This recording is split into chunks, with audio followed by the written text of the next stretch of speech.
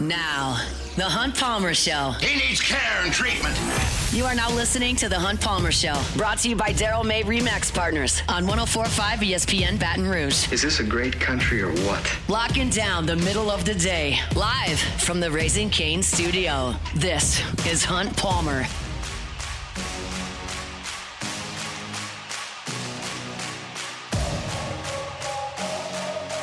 Welcome in. Hunt Palmer coming to you from the Raising Cane studio downtown in the capital city on this Tuesday. Brought to you by Daryl May of Remax Partners. Got Jordan Kitchens, Cassie Spazzali back there on the ones and twos. And as you might imagine, still plenty to do here over the next 2 hours. Sam Spiegelman from Rivals and the On3 Network going to join us in 15 minutes. National Signing Day is tomorrow, the early signing period.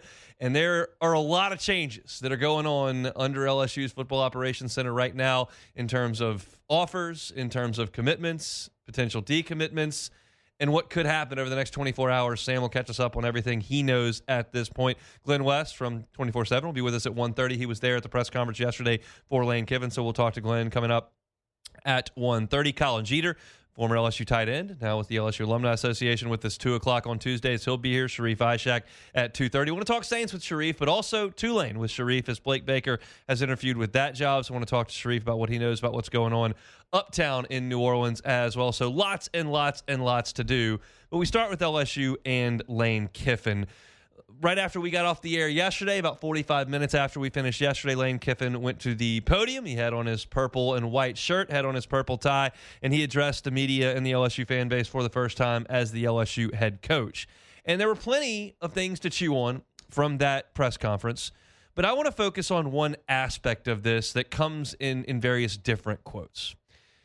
I think it's reasonable that certainly the reaction in Oxford is going to be what it is. That they think he's a Benedict Arnold. They despise him. He's a cancer. He's persona non grata. He's Benedict Arnold. He's awful, and that's okay. They're in the playoff. It's the best season ever, and he ruined the last month of it, and I get that. And then nationally, you've got a lot of people who would suggest that what Lane Kiffin has done is indefensible, and I understand where they're coming from. Coaching so that you can develop players, recruit players, put together a team, coach them, and compete for a championship. Like, that's kind of the point. And Lane Kiffin is leaving in the middle of that. And I get why that's not popular. But there is another aspect of this that not a lot of people are acknowledging. Some are, but not a lot of people are. Now, Lane Kiffin is not making a decision based on the next month. He's making a decision based on the next chapter of his coaching career. And he continued to illustrate that in various ways yesterday. And no one in Oxford is going to listen to a word of it, and that's fine. But it is still a reasonable position for him to take. And so let's go through some of these reasons why Lane Kiffin is leaving. And we'll start with this first bite, talking about his research and doing his due diligence about this gig and kind of what the perception is of the LSU head coaching position.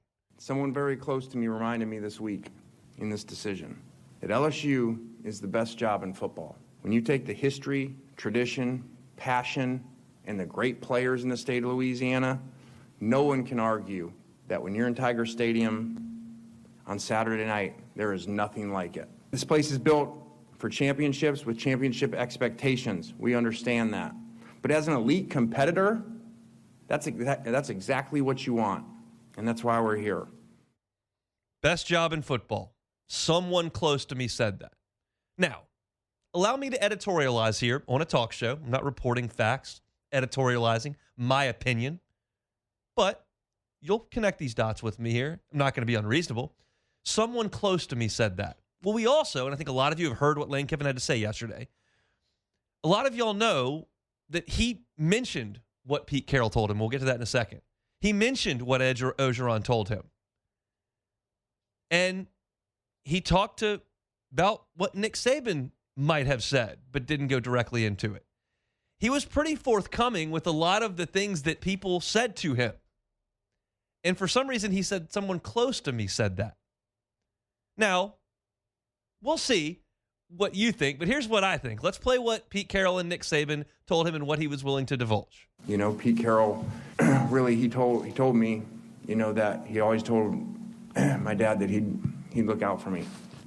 And so when we were talking, he really channeled him, from knowing him for so long, and he said this is exactly what he would do. He would tell you, boy, go get it, go for it. And Coach Saban kind of coached at another place in this conference, so I can't really say exactly what he said, but I'll say I think the world of Coach Saban, and I respect him, and so there's a reason I'm here. Well, why can't you say what Nick said? Why can't you say what Nick said? Well, I think this is what Hunt thinks. Not what Hunt knows, it's what Hunt thinks. I think Nick Saban said LSU's the best job in football.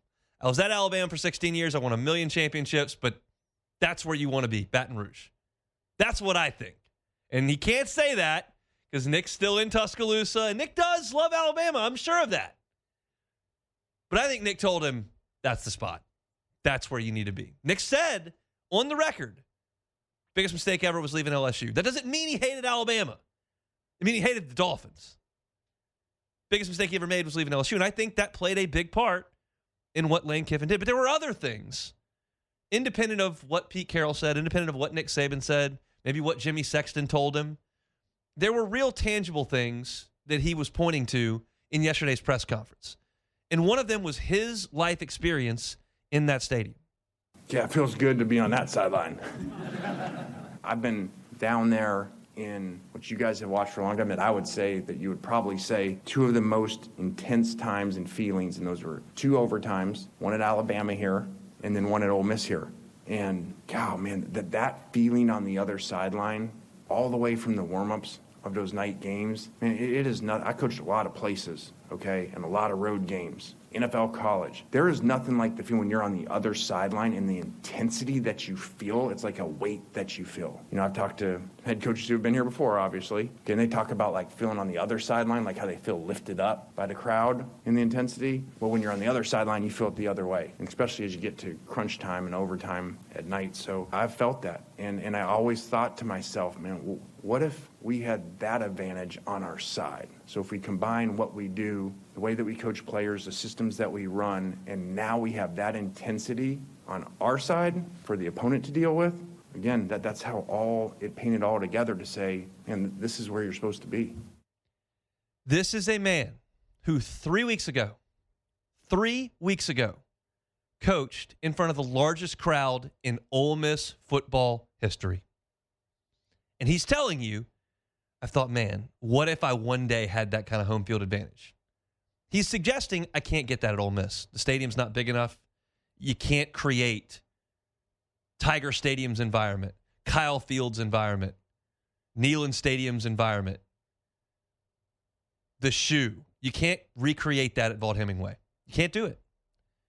And that's part of making this a next chapter decision, not next month decision. And then you look at another aspect of this. It's not the crowd, the home field advantage, not just what Saban and Carroll had to say. I think clearly you can understand. He said, I've talked to coaches that have been on the home sideline. He's talking about Saban and Ed Ogeron, two people that he's very close with that have been head coaches here. That's not hard to connect that dot. There's another thing, and it's getting players. And this is the point that I've been making for 3 weeks.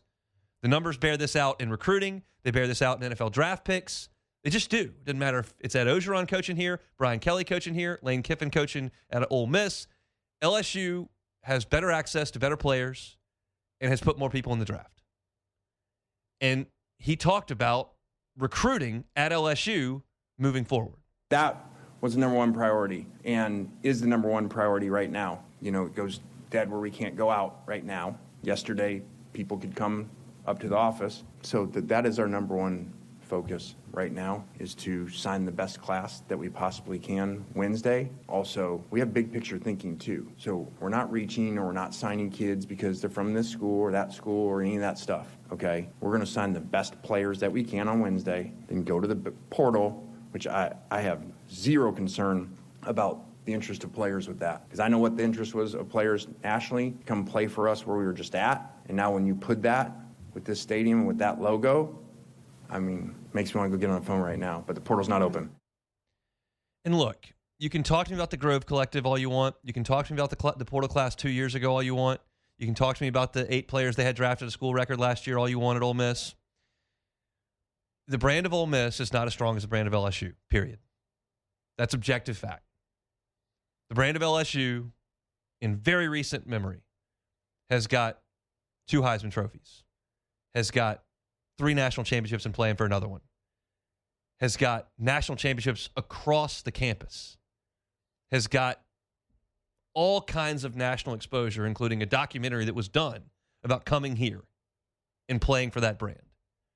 And oh, by the way, he talked about the collective yesterday. He talked about the ability to create financial opportunity for the players at LSU and said that it was the best he was presented with of the 4 options that he had. I'm not suggesting Ole Miss cannot get enough good players to win games. They, of course, can get good players and win games. He just did it for 5 years. He can elevate that at LSU. That doesn't mean he will, but he can. There's a ceiling in Oxford on stadium size, on the brand, on your ability to recruit players. We have a lot of history to document that. And if you just want to point at the last 2 football seasons, you can do that and suggest that, hey, the rules are different. Ole Miss is a big boy now. I'm just telling you that I would disagree with that. We can quibble over where the difference is. But LSU in the state of Louisiana, and that stadium, and that brand, and that history is better than Ole Miss. And Ole Miss's football team was better this year, and I would argue Ole Miss's team was better last year. LSU beat them, but they were better last year. But this is a decision that Lane Kiffin made based on the next chapter of his life. It may be 3 years, it may be 5 years, it may be 9 years, who knows? Not the next 30 days. And that's not defensible to some people. Some people would say, you recruited this team, you committed to this team, you cannot leave them in the playoffs. And I'm not telling you that you're wrong. But there are 2 sides to this discussion. There are 2 sides to this decision.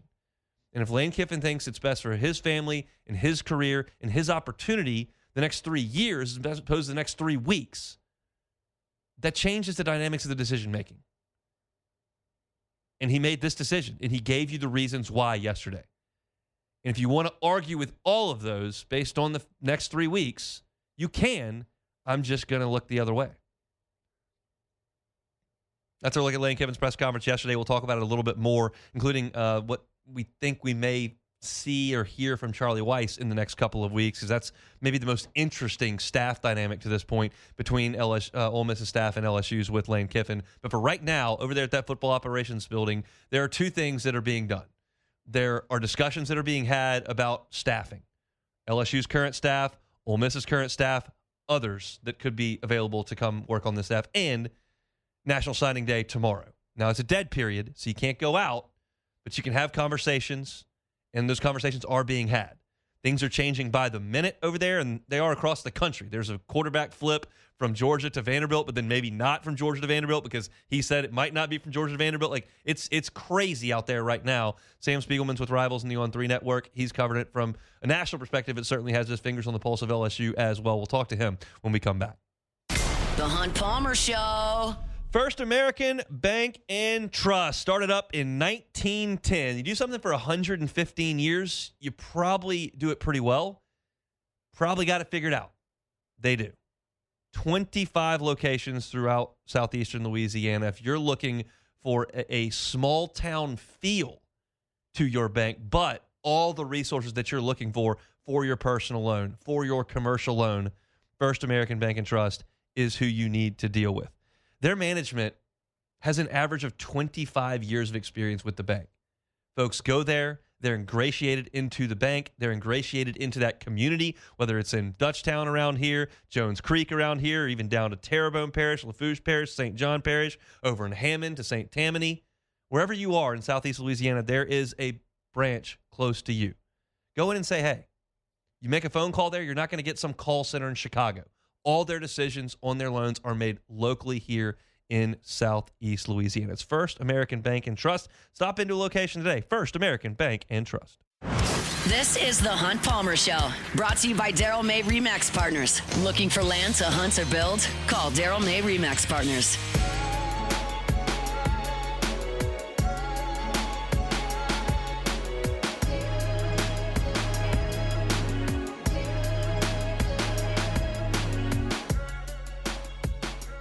A lot of folks may be leaving the state of Mississippi to find residence in Louisiana. I got great news for them. Daryl May, RE/MAX Partners, licensed realtor in Louisiana and Mississippi. If you're buying or selling a home or both in the state of Louisiana or Mississippi, Daryl May is happy to help you out with that. Brings you our Tuesday shows each and every week. All right, let's talk recruiting. Sam Spiegelman with Rivals, the On3 Network. His National Signing Day for the early signing period comes up tomorrow. So a lot of moving parts in the city of Baton Rouge with the LSU football program. He's here to help break some of it at least down. Sam, thanks for the time. How are you? I'm hanging in there, hon. How are you? Doing the same. I understand. So look, obviously LSU's coaching staff is in flux right now. And there are no real assurances, as far as I'm aware of, that anyone is going to be back or that anyone is officially gone. So where does that put this high school group of players that is committed to LSU right now on the whole? Well, LSU is sitting on the number 11 class in the country, and Frank Wilson and the current staff that have been there have not stopped recruiting, as you well know, and Lane Kiffin and his incoming staff have also hit the ground running recruiting. Now, those are two separate groups of people that perhaps will be working together in a few weeks. Some will be going in different directions. That is up to the man that just got hired to be LSU's new head coach and his general manager. Those are decisions way above my pay grade. But I think that LSU is still in line to sign its nucleus of top players. They have 90% of their class falls within the state of Louisiana, which is pretty typical for LSU. And of course, this year happens to be a fantastic group. This 2026 class has been much typed for several years. And, you know, some of the stalwarts like Lamar Brown, the number one player in the country, are expected to sign. You know, blue chip wide receiver Jabari Mack expected to sign. Some of these out-of-state commitments, you know, maybe have a yellow on their stop signal, maybe even a red. They might be exploring their options, but I expect the majority of in-state commitments to sign. Maybe not everyone. There's still some moving pieces going into Wednesday that need to be tied up, but I feel pretty solid that the majority of the current commits will be signed, that at least the staff wants. And for those that they're still waiting for, they're going to go full throttle till February hits. It looks like wide receiver / tight end is a spot where there's going to be significant shakeup over the next 24 to 30 hours. Y'all have put in some flips from Ole Miss. Y'all have also looked at some of LSU's current commitments. Where can you catch us up on what that situation looks like with Lane Kiffin and maybe potentially a lot of his offensive staff coming with him? Yeah, it looks like George McDonald is going to take over as LSU's new wide receiver coach. A big part of the recruiting and evaluation of wide receivers in Oxford, where we know that they've been very good, not only recruiting high school players, but also in the transfer portal. Ole Miss has turned out a lot of NFL talent at the position in the last couple of years. They're going to inherit a class that already, like I said, includes Jabari Mack, who is one of the top-ranked receivers in the country out of Destrehan. The class also features Kervin Johnson, who Frank Wilson flipped a day after Brian Kelly got fired. They also have Kenny Darby in the class. There is some smoke about Kenny Darby as signing day approaches. He is someone who has been a target for Cortez Hankton. So it will be up to the staff to fully speak with Darby ahead of tomorrow. Right now, the plan is for Darby to sign. LSU also offered Braden Allen about 2 or 3 weeks ago. He returned to Oklahoma, and right now he has decommitted, and I expect him to sign with the Tigers tomorrow. He is going to announce his decision here in the next couple of days. This is LSU's race to lose with Braden Allen, who was an offer for George McDonald and Lane Kiffin at Ole Miss a couple of months ago. He committed instead to the Sooners, and LSU would not stop quitting. We know that LSU signed his brother Jordan coming out of Lafayette Christian a couple of years ago. And let me give you another name, Corey Barber, one of the most explosive receivers in the country out of Alabama. I have a prediction for LSU to land him during the early signing period. He was one of George McDonald's favorite prospects in the class, decommitted from Ole Miss a couple of days ago. Washington and LSU have been battling this out. I like where LSU stands. And, of course, J.C. Anderson was committed to Ole Miss at tight ends.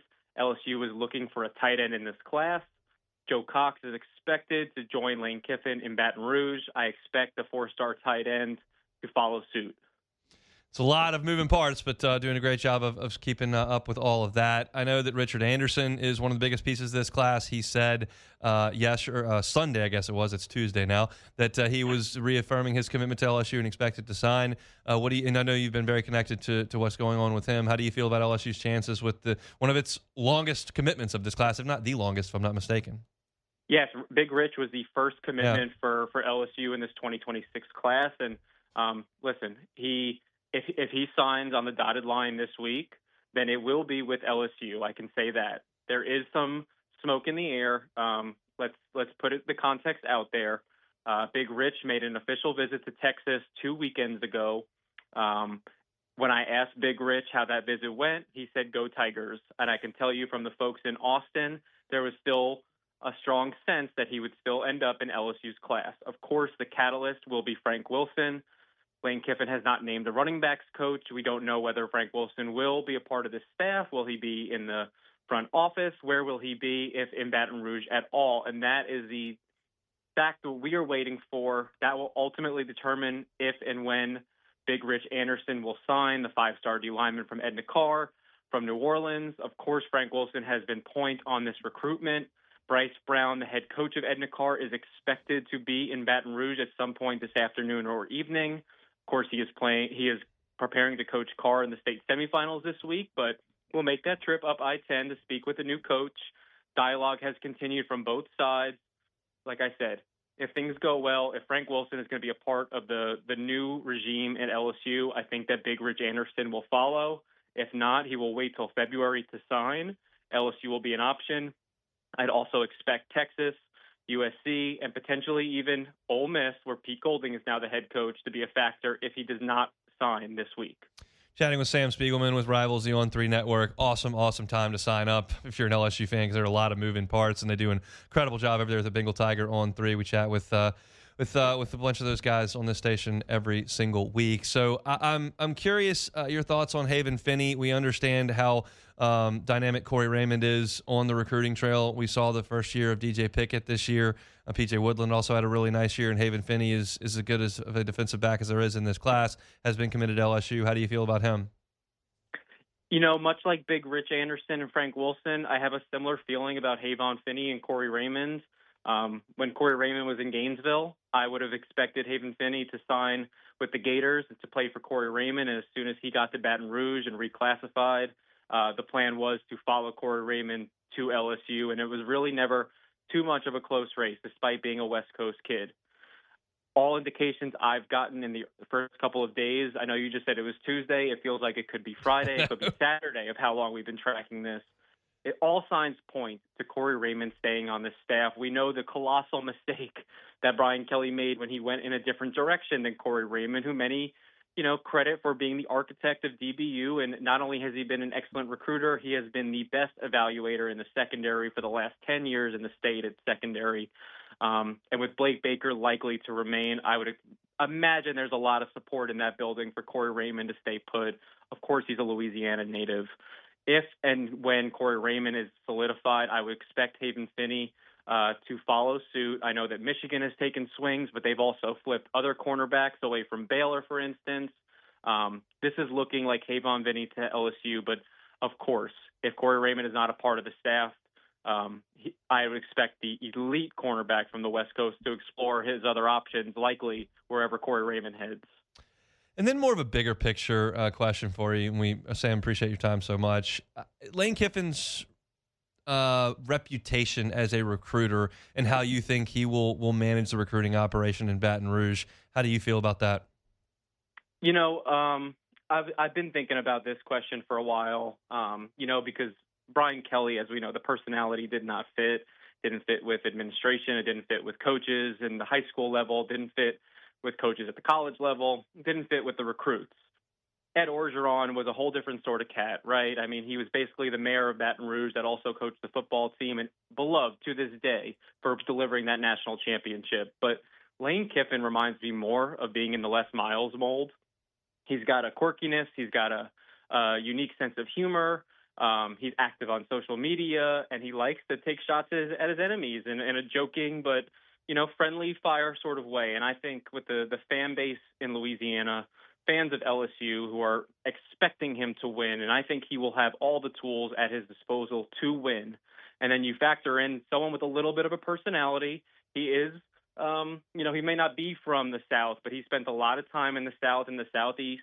He's very familiar with LSU and what it means and what it stands for. I thought that came out pretty clear in his press conference yesterday. I think this is the kind of hire where LSU will match the performance of what the fans expect. Some of the other candidates mentioned, they might be great coaches. They might have fantastic track records. They might be able to assemble a fantastic group of coaches and recruiters and analysts and GMs. But it takes a certain personality to fit in Baton Rouge in that state. And not only does it take the knowledge of the university, it takes the knowledge of the entire state and the culture of that place. It's very special, and it's unlike anywhere else in the country. That's coming from someone who's lived all over the country. Nothing compares to Louisiana and the love that these fans have for that team. So I think Lane Kiffin understands that, and that's all you could really ask for in a coach. I think we'll see how this coaching staff is sorted out, but I trust, based on his resume, he knows what it takes to win, and he's got the resources to make that all happen. He's got a fantastic lifelong Tiger in Verge Ausberry helping him out as well, and so far Verge has knocked it out of the park. Sam, I would tell you to get some sleep with a little one at home and what's coming the next couple of days. That's really ambitious. So I'll just tell you to keep the coffee pot fresh and enjoy the next couple of days if you can. Maybe sleep this weekend, all right? Hey, that sounds like a plan, Hunt. I appreciate you, man. He is Sam Spiegelman with Rivals and On3. You can check out their services. They do a phenomenal job, and there are quite literally updates coming every few minutes over on their message board over at the Bengal Tigers. So go check that out. They're doing really well, and we appreciate Sam for giving us a little bit of time. Let's pivot to the football program at large, at whole, with LSU and Lane Kiffin. Glen West was there at the press conference. We'll talk to him when we come back. The Hunt Palmer Show. Swing Easy Golf Club in Baton Rouge, swingeasygcbr.com. Just a great place to go hang out. If you love to play some golf, love to hit golf shots, but maybe the 4.5-hour round is not for you, especially when the weather's 45 degrees outside and it's damp like it is right now. Well, here's an alternative here. You can go and play on the simulator at Swing Easy Golf Club. You can go play Pebble Beach. You can go play Cypress Point. You can go play TPC Sawgrass. You can play some of the most iconic courses around the world at Swing Easy Golf Club, and you can play 18 holes in an hour and a half. You can have 5 buddies come in. Y'all can fill the ice chest up with some cold beers that they got there. They got a glass of wine or seltzer if you want one. You can turn a football game on TV, put the music on. They got individual music in every private bay, and just enjoy some golf in the comfort of the indoors at Swing Easy Golf Club. They're on Segan at Perkins. It's a new kind of golf experience. If you're somebody that's fairly new to the game and you're just not comfortable going out there and hitting shots time and time again and shooting 125 at the public golf course, well, that's okay. Go to Swing Easy Golf Club. It's a new type of experience for you over there on Segan at Perkins. You can find them online, swingeasygcbr.com. Book a tee time or just stop on by. You can generally get a bay. It's Swing Easy Golf Club online at swingeasygcbr.com. This is the Hunt Palmer Show, brought to you by Daryl May Remax Partners. Looking for land to hunt or build? Call Daryl May Remax Partners.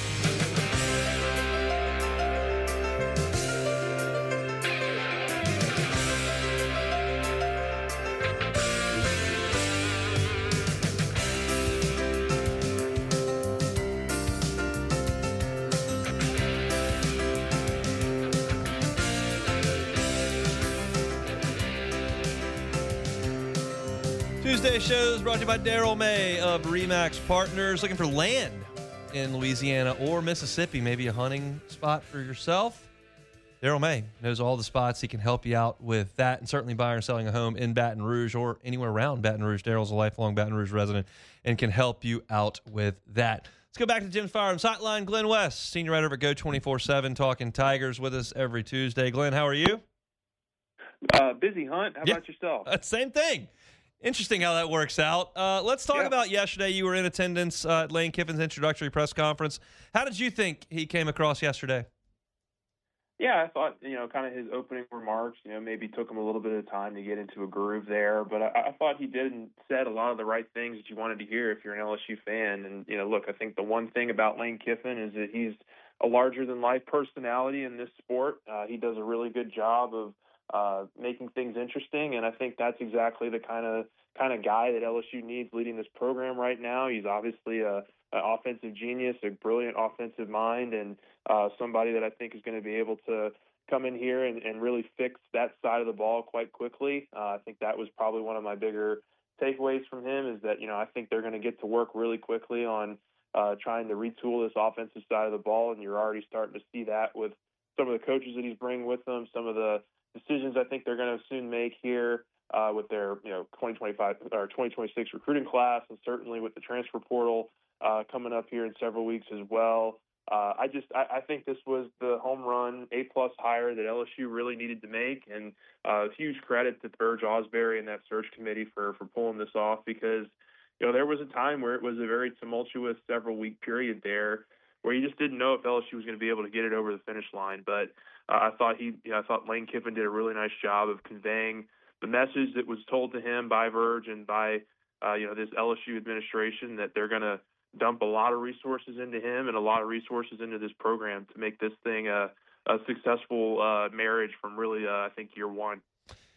What do you think about the money situation at LSU? The more we learn, the more they commit to buyouts, the more they hire coaches, the more you hear Lane Kiffin suggest that the roster revenue sharing / NIL portion of the equation was better than the other options that he saw. Like I said yesterday, I'm about tired of hearing people say that LSU can't keep up when there's no evidence of that. What do you think, and what did you hear from Lane yesterday?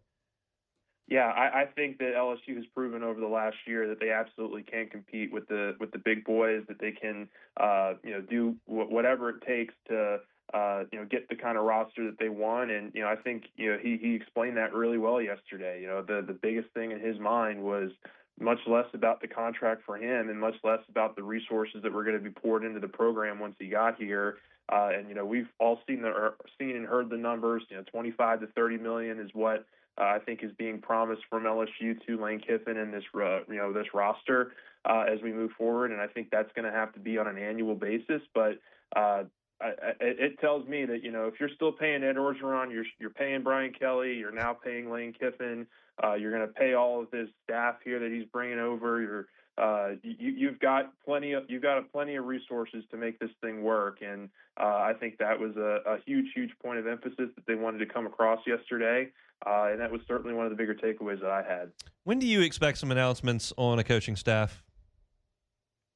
Yeah, I think we'll start to hear stuff leak out this week. I mean, I really think, Wilson's done a great job, over at the Advocate. He's already reported that, Charlie Weiss Jr. has signed his contract. I think probably one of the bigger questions that I have here in the immediate few days is, what happens with Blake Baker at defensive coordinator. I know our guys over at CBS Sports, Matt Zenitz, reported that LSU wants to keep Baker and they want to keep this a good portion of this defensive staff in place. But look, Baker is going to possibly have an opportunity to coach, at his alma mater, and how that all breaks, how that all works out. I know there was a report yesterday that he's already interviewed for that job. That'll be very interesting to me to see kind of how this situation breaks. But I would certainly love Blake Baker to be back. I think a lot of these offensive coaches are certainly well on their way to being, to signing with LSU, and I expect that stuff to kind of start leaking out this week and have some clarity on who's going to be coaching the offensive side of the ball, and then you make those decisions on defense with who you're bringing out. I mean, I think we've talked about it a number of times how much you and I would like to see Corey Raymond back. I think that is a very strong possibility. If Baker stays, I think you kind of just go in line there with Kevin Peoples and Jake Olson. Those are two of his guys. I think those are two pieces that could potentially stick around as well. But then you're left with, defensive line, offensive line, running backs. So I think those are maybe the three position groups right now that maybe still have a little bit up in the air in terms of who's going to be coaching and what that could look like if it all breaks from, what I just kind of laid out. This is a question that's tough to answer without the information that we're going to get over the next 50 days. But how high do you think the expectation is going to be on Lane Kiffin's first LSU team? We don't know who's going to be on it, and we don't even know who the coaches are going to be on it. But, how do you feel the expectations are in year one? I know what they are for his tenure at LSU. What about next season? Yeah. I think they're going to be high from year one. I mean, look, if you're talking about the kind of resources that we just, kind of laid out there, $25 to $30 million on this roster, college football is, in an era here where you can really build this thing, year at a time. And Lane Kiffin's shown that he can do that at Ole Miss. I mean, he built, top transfer portal classes in 3 of the last 4 years at Ole Miss, and they were 10-win seasons, and this last year, obviously now they're playing for a college football playoff and national championship. So I think it's just so year to year now, and I think that's something he's also talked about. It's just making sure that you get out and you get the right players from the portal, you supplement that with what you have returning, and certainly the freshman class. I think expectations are going to be really high next year at LSU to win 10 games and to really make a push for this playoff right from the start. Because if those resources that we've heard are true, you would expect LSU to be able to go out and get some really serious players on offense to kind of help regroup this thing. And for this group to be very competitive as early as next year. I expect a lot next season from Lane Kiffin and LSU, and I think a lot of the people and the big decision makers expect a lot too. How do you expect the next, call it, 45 hours to go in recruiting? Yeah, I mean, you got to keep your notifications on. Yeah. It's going to be a lot of movement. I don't think anything, I think, there's a couple guys, LSU, as we're talking right now, and I just posted the story. They just landed a commitment from a 4-star tight end, J.C. Anderson. So that's, they've obviously already lost a commitment today from their, in-state class. And so I expect a couple more big moves coming, over the next couple days in the early signing period. And I think a lot of those guys are going to have heavy Ole Miss influence and heavy Ole Miss ties from Lane Kiffin and the offensive staff that he's brought over with him. But it's going to be crazy next couple days for sure, trying to keep up with everything. But we'll have it all covered. Yeah, Sunday Money over there, Glen West, Team Ever Go 24/7. It's a great time to check them out as well. They do a fantastic job covering recruiting and the team. They'll be all over it for the next few days, so go check them out at Go 24/7. Thanks, Glenn. All right, thanks, Don. He's Glen West, senior writer at Go 24/7. Wilson Alexander, as he mentioned last night, reported that LSU had hired offensive coordinator Charlie Weiss Jr. and 5 other assistants, along with Lane Kiffin. I want to talk about that and what that means, as well as the potential with Blake Baker. We'll talk about all of that when we come back. The Hunt Palmer Show. This is the Hunt Palmer Show, brought to you by Daryl May Remax Partners. Looking for land to hunt or build? Call Daryl May Remax Partners.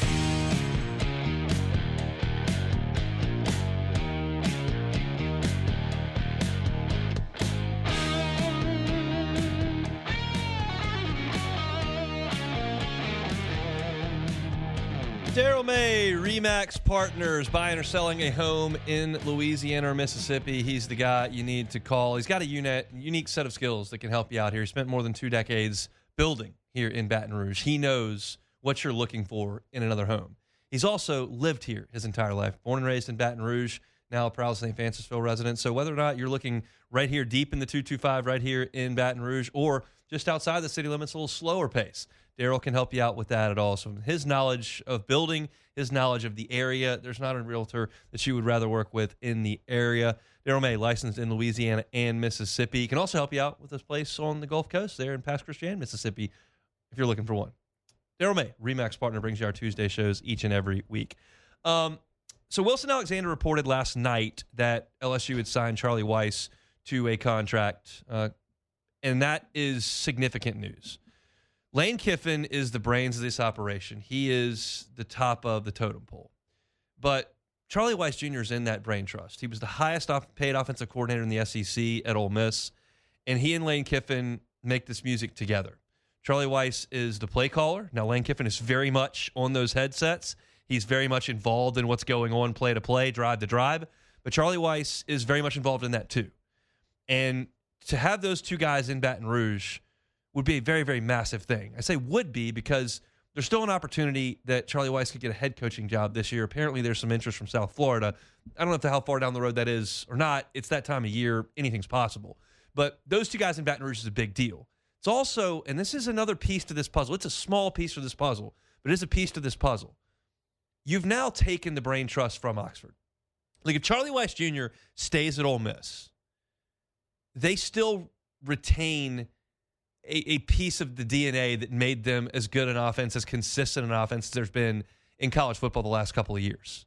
And you play them every year. So that is a significant thing. They're on your schedule every year. It's not a hypothetical, like if you meet up with them, you play them.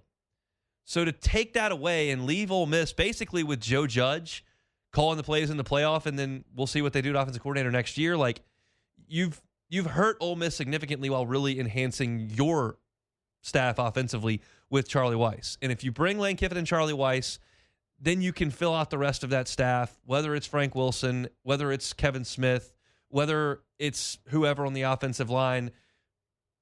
You've got the top of that totem pole figured out. And that's the really important thing.